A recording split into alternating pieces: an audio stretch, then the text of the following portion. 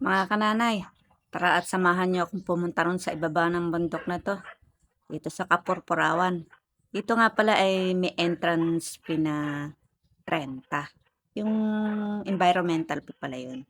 Kala ko kasi wala, hindi pala na-videohan namin. Kala ko wala. Ito, papasok tayo sa kanilang parang gubat-gubatan.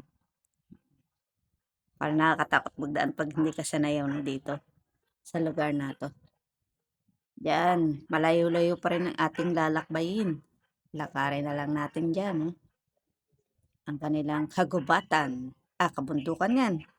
Mga kananay, Aura-aura muna tayo dyan. Ang dami nagpunta rito. Marami kaming makakasalubong dito Mga patapos na sila. Kami papunta pa lang. Tapos na silang pumunta dun sa Rockstone ba yun? Yung malalaking bato. Dun kami pupunta Titingnan namin kung maganda. Pero sa picture kasi maganda. Yung mga nakikita namin. Ewan natin pagdating doon. Lakad-lakad tayo. Buti na lang ang init may kasamang hangin. Lakas din ng hangin dito. Nakikita nyo naman, no? Kahit saan magpunta, malakas ang hangin.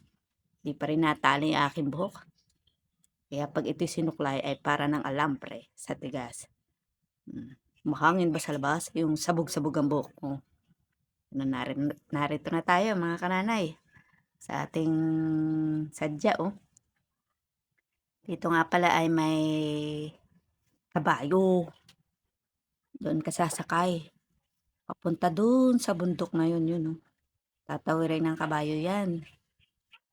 Ang kabayo nga pala 100 pesos. Bali ka na yun. Ako lang ang sasakay. Ako lang ang sasakay para makatipid, Ayaw ng dalawa Ako lang. First time ko makasakay sa kabayo. Nakaka-nervous pala, Sabi nung relax daw. Kasi pag hindi ka nagre-relax, para ka naninigas. Kasi pag lumakad yung kabayo, nakakatakot no? Kaya relax daw yung paa.